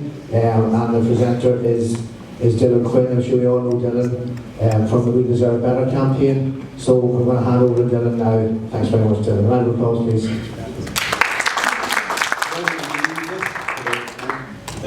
I'm going to try and hold this as well and hold this through. I have been asked, as Colin said, to talk about Stormont, or lack of a legislative body here. Obviously I'm doing this in light of the fact that we do not have Stormont and what you will be doing as a potential Westminster political representative. So we understand that there's a lot of legislation issues which are devolved and devolved matters, but we're talking specifically about what you will do in Westminster if you were elected. So, Stormont, what will you do? The impact of a dysfunctional non-sitting Stormont, 1,051 days today that we've paid for, but not receiving any benefit from that. And again, we understand this is for Westminster elections, but this is the reality that we are living in at the moment. At a cost of almost £13 million to us that we have paid and that we continue to pay. I intend to detail some of the impacts, only some of the impacts of a non-sitting government in Northern Ireland. In a moment, I'll be asking you what you will do with these issues as a potential MP for Fermanagh South Tyrone. And I'm going to keep coming back to that as a potential MP and not passing the buck over. In November 2018, the Belfast Telegraph published an article stating that over 160 pieces of legislation had piled up due to our dormant Stormont. 1 year later, and it's not any better, in fact, it's worse. But what does that mean in practical terms? And that's the important thing, because legislation, people can tell you, well, what does that mean to my actual daily life? What does it mean? It means that these are the issues that we have to contend with. So infrastructure and economy, and I'm going to end up repeating some of the stuff that we've had before, because that's the reality. We have to go back over these things. Serious infrastructure investment delays, including vital upgrades to the A1 road. We know that that road is extremely dangerous. We know that it's needed upgrading. Since 1998, 65 people have died, or 60 people have died on that road, and very unfortunately, a lady was killed last week, at the very beginning of the We Deserve Better campaign.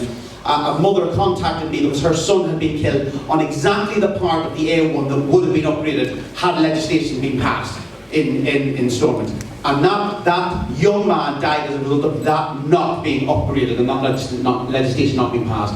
In June of this year, the PSNI were reportedly in talks with the DVLA to consider relaxing the rules in relation to MOT tests.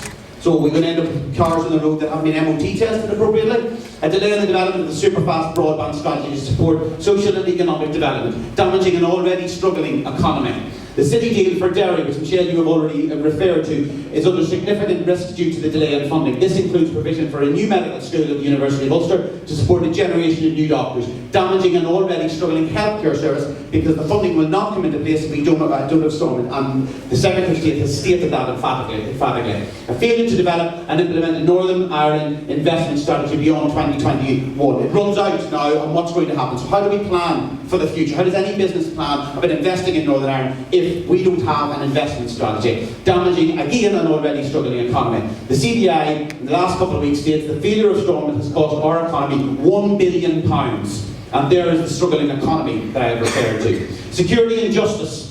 Action plans to tackle paramilitary activity, criminality and organised crime are stalled. Can't do anything about it.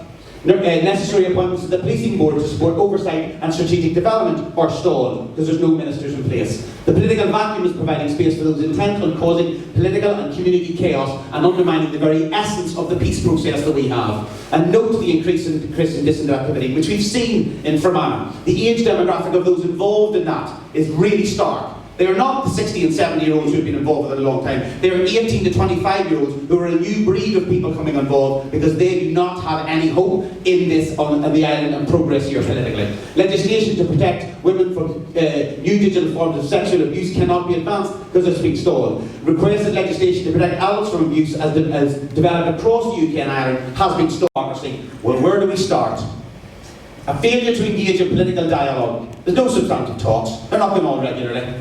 Failure to implement the programme of government. That's because we don't have a government. Failure to recognise the impact of words and deeds on sections of the community that we need to work with. And that's a key one that we're going to come back to. A gross lack of accountability. And you don't believe me, as it's been referred to, read burned. The lack of minute-taking, the lack of accountability, the lack of asking questions and scrutinising policy is horrendous in this place. A closed system of government that worked to divide, not include. And we know rightly that it was dish out between two main parties, and it's great to have Michelle here. It's very disappointing, but obviously under this current circumstance in Fermanagh South Road, we're not going to have a DUP member here in order to question about this type of thing, and we also don't have Tom. A serious lack of political leadership that resulted in no provision for the development of a truth and reconciliation process that would help address the legacy of the conflict. We are a fractured society and we're not dealing with that. We stuck a political solution on top of a community problem and we're not dealing with that problem, and it's coming back at us. A playing to the gallery mentality that only results in satisfying your core base. A widespread willingness to accept an ineffective and dysfunctional system and a self-satisfaction bias. Given this is some of the examples of the damaging aspect of a lack of government in Northern Ireland, can you please tell us what you will do to actively support the reform and establishment of an effective executive in Stormont? And it's an effective executive, not the same old, because it was dysfunctional and it didn't work. And I would ask that in doing so, you do not tell us what other parties need to do. You do tell us how you will create the right environment for political progress by addressing the fears and concerns of those members of the community who are not your core voters.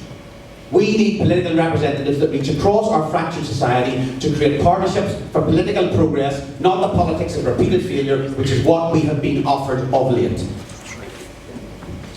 Okay, so we'll go to Michelle first, and Jen's question there, what would you do, and not what other parties do not do? Okay, thanks a million for that, Dylan. Just to say we do deserve better, and I thought when you were giving your presentation there that you were making a very cogent case for United Ireland, because we will never get what we deserve under the current situation. As far as we're concerned, England comes first, Scotland and Wales are second and third, and we're fourth. We will never be any better than bottom of the pile in the current political arrangement. So we do deserve better. And you've asked about the re-establishment of an effective executive installment. I stand on my record. I was the minister in the executive from 2007 to 2011, and I worked for every single person. I worked across all aspects of life in rural Ireland. I worked to ensure the betterment of the people who looked to me for leadership, and they got it in spades. And I worked with other parties to try and create stability in the north of Ireland. I was horrified when I saw that when Ian Paisley moved on and he was replaced by Peter Robinson. Peter Robinson was much harder to deal with.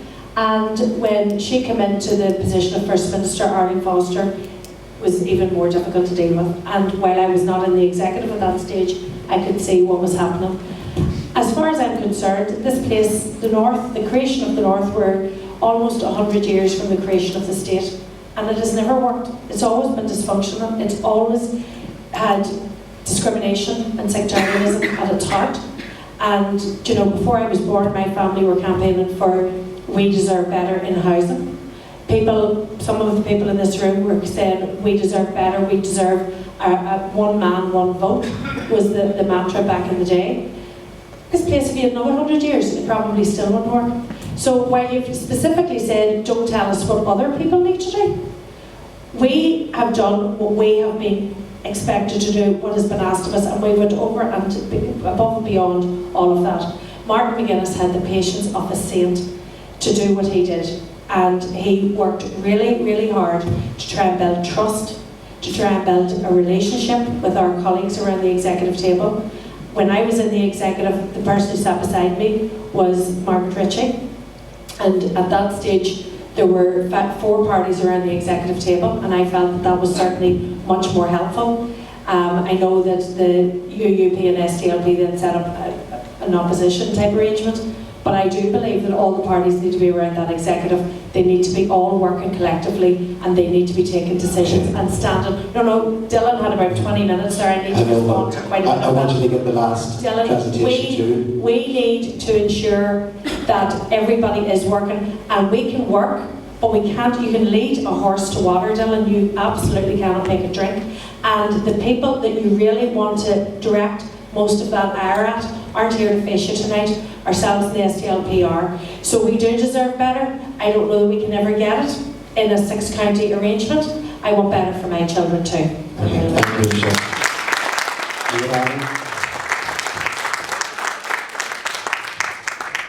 Thank you, Dylan. You covered a massive amount of material there, and you highlighted, and it probably was just highlighting of the top surface of issues. It's probably so much more than that as well there.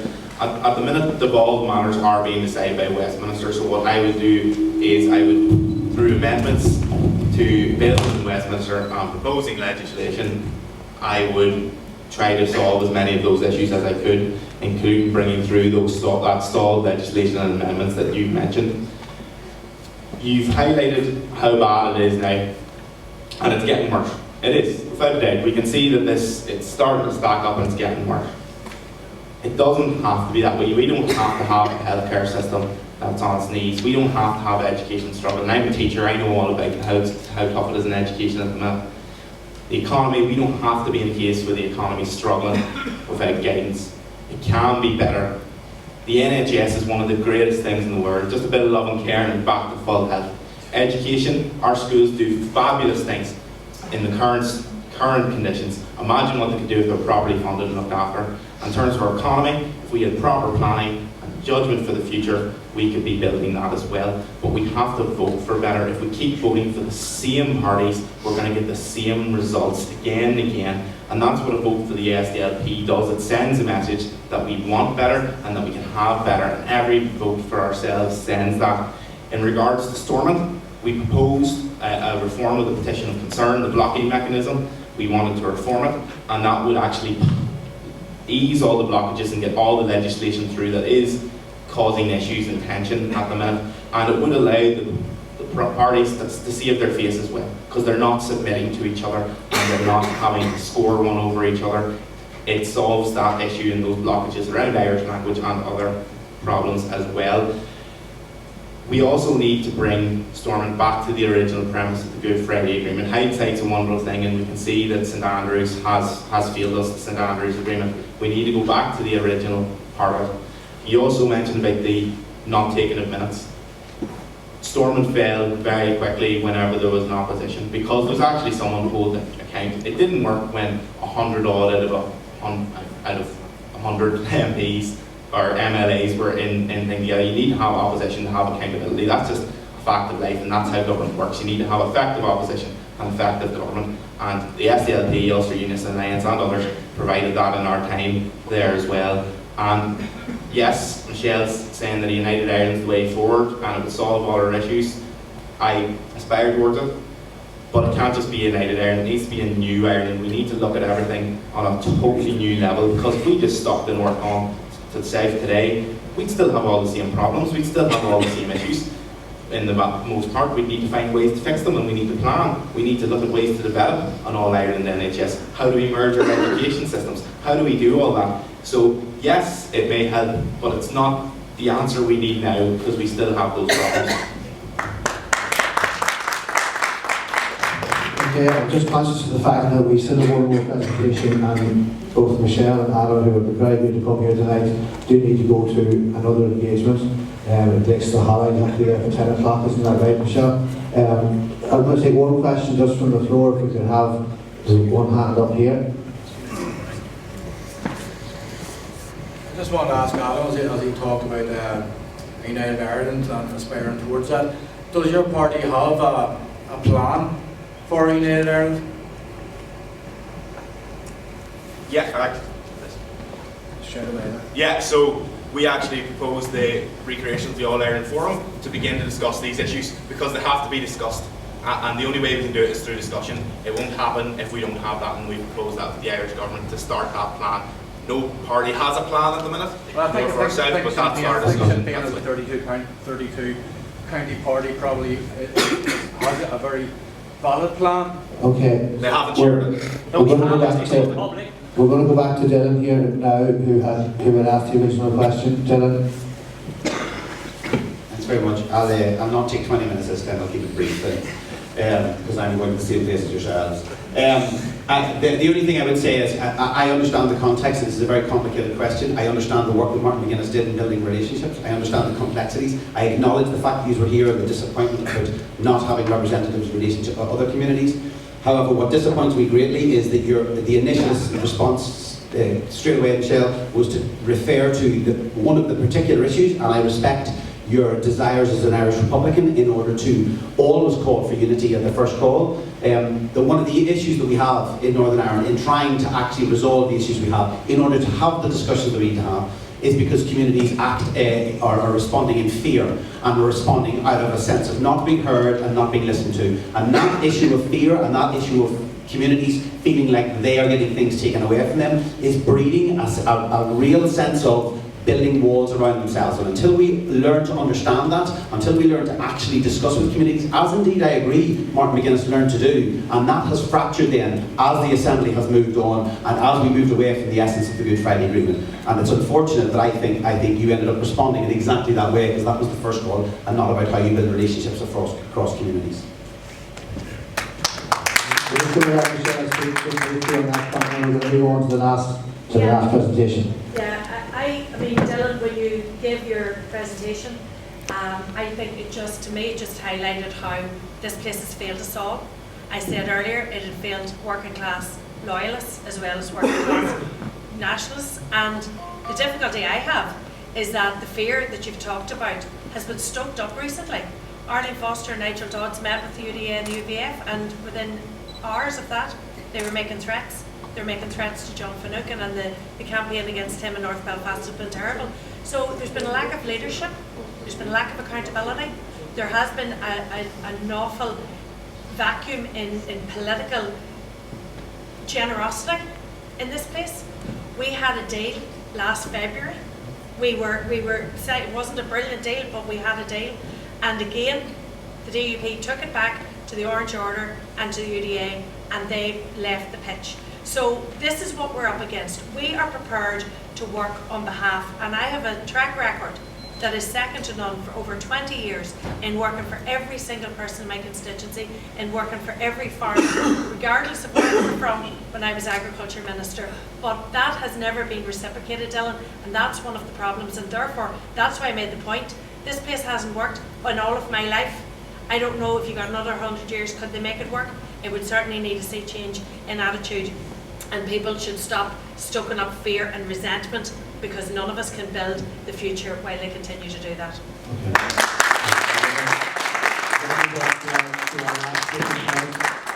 Frankie McMurray. Frankie's he brought up on a Fermanagh family farm. He advises local businesses here in Fermanagh. He's in contact with them daily, so he's on the ground, and he's going to speak about Brexit and some of the impacts that may have on those small businesses. Thanks very much, Frankie. Good evening, folks. And first of all, I'd just like to say a big word of thanks to Colin for challenging the tonight. He's obviously across all the topics that have been raised here tonight. So let's get Brexit done. That's what we've been hearing for months and months and months. But did you know that Brexit has already happened, or at least its impacts have? So, but let's ignore the sidelights for a moment and reflect on the impacts of Brexit that are already here. And what are the impacts? Are we not already seeing them? Well, there was the ICBAN report. That's the Irish Central Border Area Network report, was entitled Voices of Local Communities in the Central Border Region, which was authored by Katie here at Queen's University. And what did it say? It said that 75% of people are already seeing the impact of Brexit on their future plans. 30% are worried and stressed about the future. 42% mentioned the impacts or implications for the peace process. 15% see crime in the border area as a concern. And over a third of people referred to the impacts on living standards and difficult choices concerning cross-border jobs, business investments and so on. Farms have expressed concerns about what will replace EU subsidies. A large telecommunications multinational says that it will be impacted if the UK leaves the single digital market, and that it has stalled its future plans. And the report goes on to say that the border controls, whether it be visible or invisible, will cost money and will cost business cost will increase as well.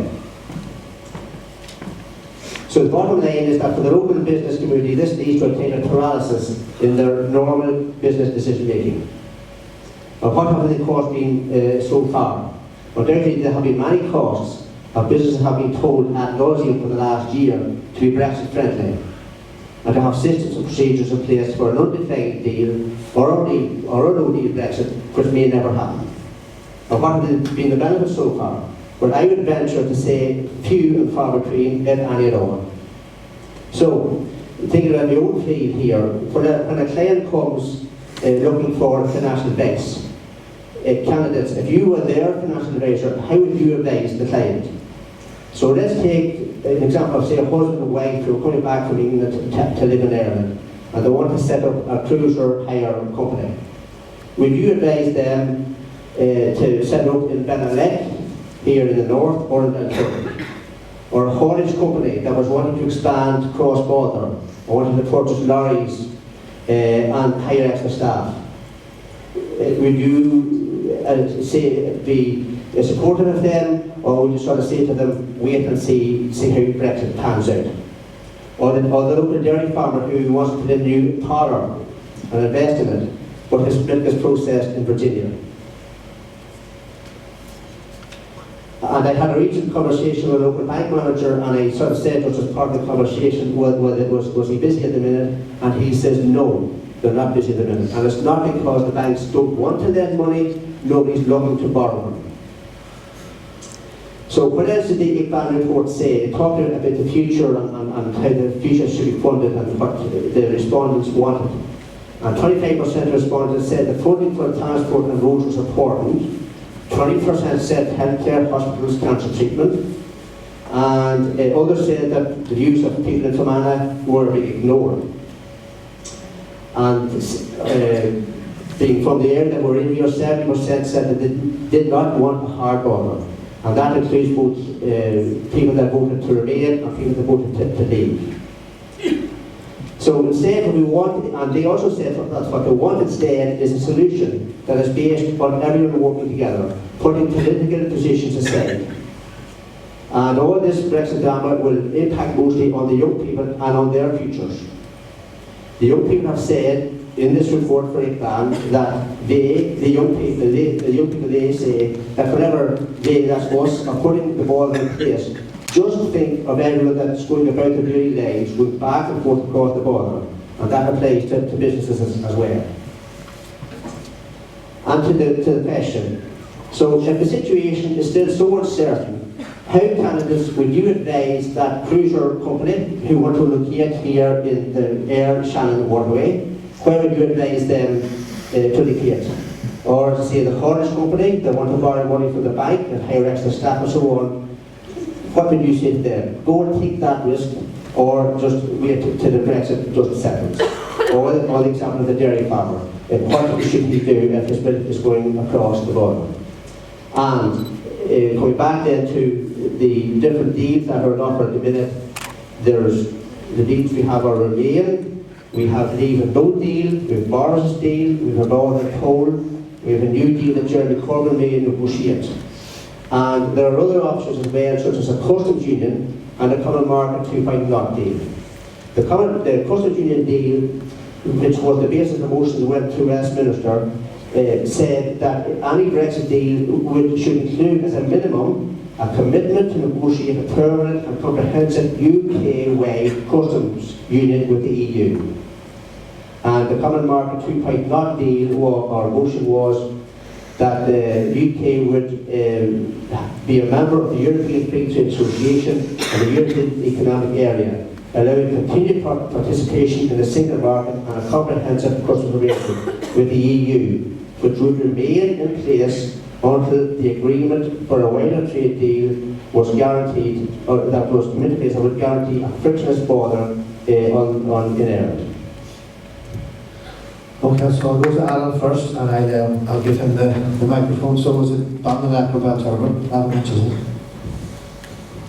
Maybe we're the wrong people to ask, but of course it's going to be Fermanagh. I think it's me, both of us are going to always be a bit biased and say invest in Fermanagh and South Tyrone, because we want to be representatives in the area and are representatives of the area. That ICBAN report, I'm very happy to be a director of ICBAN, and it's great to see that report. We've got more reports coming and doing more work on that, so there's plenty more to come on that. In regard to your question there, I know we had SDLP MPs were the ones that got confirmation that the North could rejoin the EU in a case of a United Ireland. We got that confirmation, but probably would have come regardless.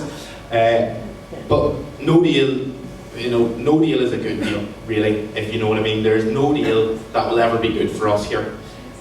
We need to remain, that's what we want, and the SDLP wants to remain within the EU. We're a very pro-EU party. We were the only party that registered to campaign in Northern Ireland. You can look it up, you can see how much other parties spent. It was zero. We actually put our money where our mouth was and put time and effort into going into the EU. And of course there was individuals in other parties as well who put time in as well. It was a team effort, I'd say, from everyone.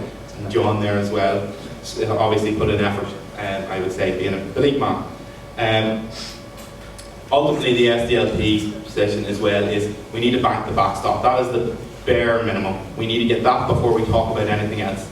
Once we have the backstop banked for here, we can then go on to talking about a referendum. We would like to see revoke of Article 50 first.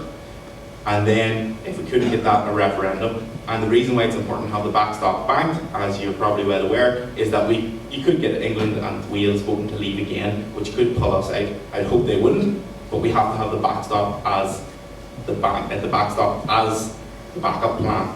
And of course, in regards to customs union and common market, we would advocate for the UK to have as close a relationship to the EU as possible, because the economy in the north and the south is very dependent on its relationship with the UK. So we want our backstop, we want to remain, and the closest possible relationship with the EU. Right, thank you for the question, Frankie. I'm not sure I'd agree with all of Adam's analysis on that. There's a few things certainly which was news to me. But certainly we've had an MEP that has worked unrelentingly on this issue, and we had worked all of the stuff, frankly, that you've pointed out. We predicted before the referendum. That's why we campaigned against leaving the EU. When the referendum happened, and there was a 56% vote in favour of leaving, that mandate was won on lies. We all know the lies on the side of a bus and all the rest of it. And at that stage, when Theresa May was saying Brexit means Brexit, she then introduced coming out of the customs union and the single market afterwards. And I think had that been introduced beforehand, they'd never have got a mandate to leave in the first place. 59% of people in Fermanagh South Road voted to remain within the EU. Martina Anderson got a number of legal opinions. One was on the need for special status for the North in the event of the vote going through. That went through. That was agreed that we could apply for special status.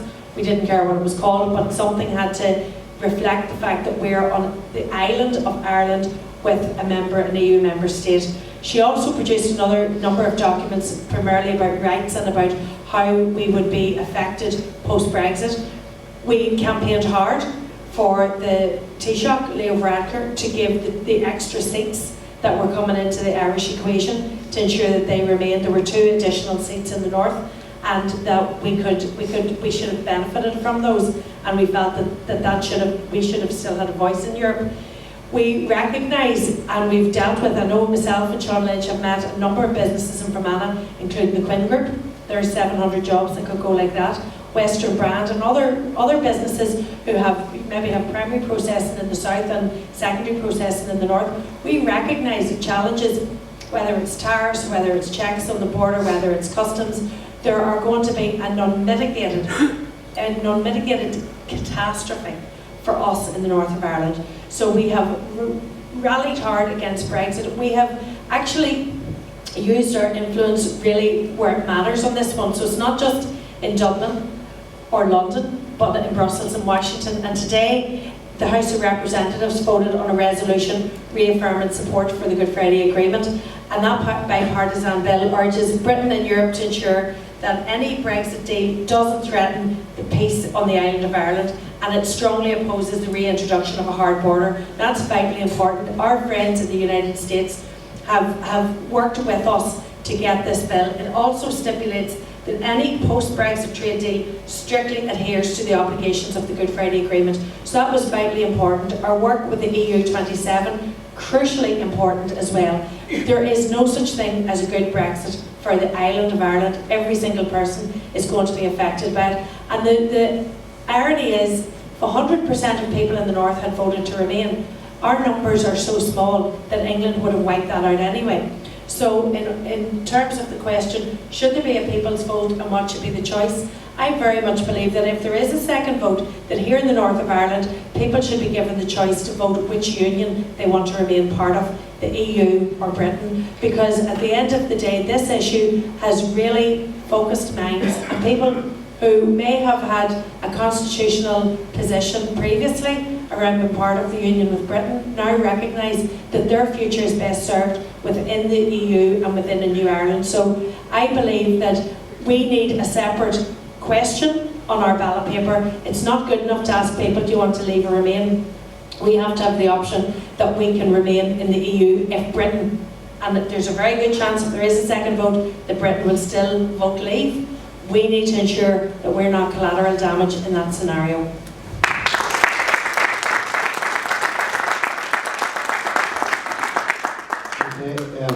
Want to make a quick point, Don? Yeah, just very quick. We'll go back to the question. Yeah, thank you. I just wanted to correct you. You said because we weren't registered, we spent no money.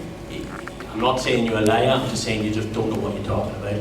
A non-registered party had maximum spending limits. A registered party paid into the campaign. We had posters, we had leaflets. If you had to go to vote in Erlenstown that morning, you would have seen a big Sinn Féin poster with Martina on it, urging people to vote. I put it up that night, and I didn't see one SDLP poster. I want to go back just to the presenter here. as those really, we have the election for up now for the 12th of December, and chances are that Boris Johnson will be ready to get back in again, and the stronger talks I think are starting a few days after that. And I think I seem to remember back a few years ago when Brexit first came on the scene that I think the executive here went jointly to Westminster at that time with the government to really joint approach or sing of the same hymn sheet, if you like. So if Strong gets up and run now again, will the parties, the DUP obviously are a different wavelength, but will the rest of the parties go collectively to Westminster to put forward our views, our concerns, our circumstances? Okay, I think we've sort of maybe touched on that before. Just I know you have to go through just maybe 30 seconds each on this. You're right, Frankie, we are in the cusp of a Westminster election. The person, my main opposition in this election, our only opposition really, sorry Adam, is Tom Elliott. Tom Elliott voted for the Brexit referendum. He was an avid supporter of the Leave campaign. You have a choice in this election. It's me, who's a committed Remainer, who's fighting for the rights of every single person in our constituency, and Tom, who wants us to leave the EU and all of the impact that that'll have on our lives. And that's, at the end of the day, that's the choice. Unfortunately, it's me or Tom in this election, and you can vote for a Remainer or you can vote for a Labour.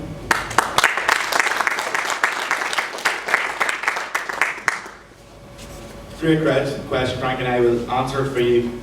Yes, of course we would go and work with all other parties who want to argue for Remain. The SDLP has always been about reaching out and working with everyone across the divide. We have always done it, whether it's Sinn Féin, the Ulster Unionists, Alliance, anyone. We have worked with them before and we will work with them again. Ultimately, this is a very important election and we need to send clear voice to Westminster that will stand up for us because the votes are tight. That's why I'm asking for people to vote for myself. Thank you very much, Adam. I just wanted to wrap up. We're 15 minutes over, and Michelle and Adam too. I'd like to thank Michelle and Adam for coming, for taking the time to speak to us tonight. Also, I'd like to thank our 6 presenters. We could have had 6 hours, I'm sure, to discuss all the issues. And finally, thank you all for coming. I often say as a journalist, if I don't annoy every single political party at least once a year, then I'm not doing my job right. So I hope I annoyed everybody in the room here at least once tonight as well. Thank you all for coming. Thanks to Michelle, thanks to Alan, and thanks to our 6 presenters.